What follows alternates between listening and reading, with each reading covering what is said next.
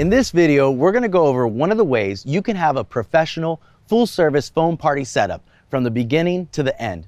Keep in mind, this is just some of the things you can do to make your foam party even easier and more epic. To get even more ideas on setups and tools, check out what other FoamDaddy customers are doing on our Facebook page. All right, let's jump in. The first thing you'll want to do is pick a spot where the wind isn't blowing against you and is free of obstructions. Before your event, you'll want to have your customer check their water and electrical sources and that they're all working and in good condition.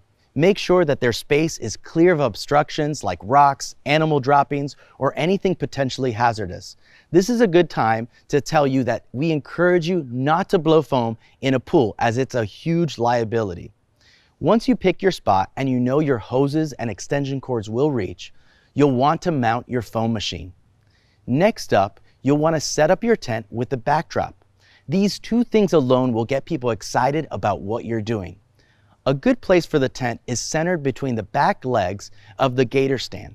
Drive in 4 to 8 stakes depending on the wind, and you can also add weights to each leg or both. Place your water container next to your cannon.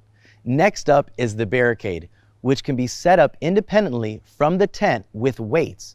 But in this video, we're going to show you a setup just in case there's a lot of wind where you can connect everything to the tent. Angle the weights on the front of the tent to connect your Barricade and give it a nice rounded look. Zip tie or Velcro strap the tops of the Barricade to the tent. Spread out the Barricade evenly, pushing up and down on the connectors as to not ruin the vinyl on the Barricade. Throughout this video, we're going to be using these quick connects to make getting started way faster. No need to always screw on and off connections except for the one at the water source. We'll have them connected to the cannon, the submersible pump, the hoses, the garden sprayer nozzle, and the easy on-off water valve. Next, open your laundry bag with the submersible pump inside and attach the 10-foot blue hose. Re-zip the bag and place everything inside the water container. Don't connect the blue hose to the HD stacker just yet. Next, you're going to run your hoses and extension cords to your foam zone setup, being mindful of your customer's landscaping. Try to avoid trip hazards by keeping your cords tidy. And if you're at a school or a facility that has heavy-duty mats, use them to cover high-traffic areas. Run your hose directly into your water container.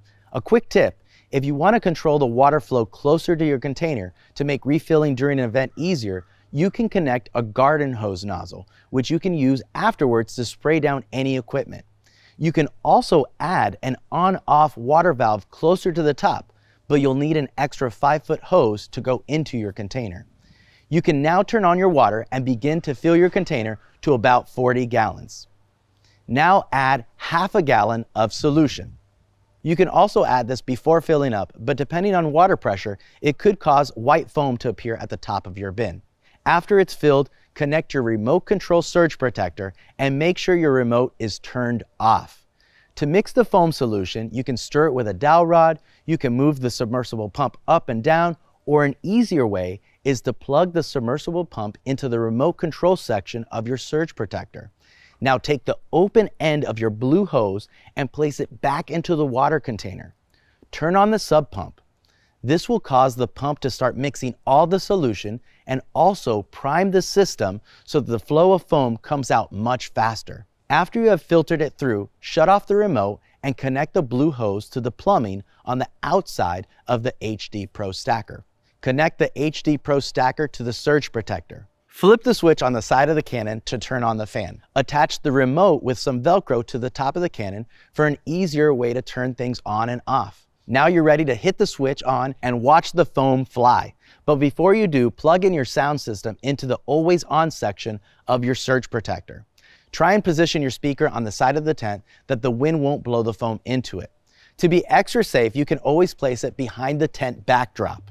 Turn on the music, have fun blowing foam everywhere, up, down, and side to side. Also, it's important to note that it's perfectly normal when blowing foam for suds and water to accumulate at the bottom of the barrel on the cannon. When turning off the cannon, you want to point the cannon down until all the watery solution comes out. You do not want it to go backwards into the fan unit. Also, if you ever want to use the foam cannon as a blower, simply unplug the foam machine from the remote section, to the always on section of your surge protector and blow any extra foam out of the way. And that's just one of the ways you can set up for your professional full service foam party.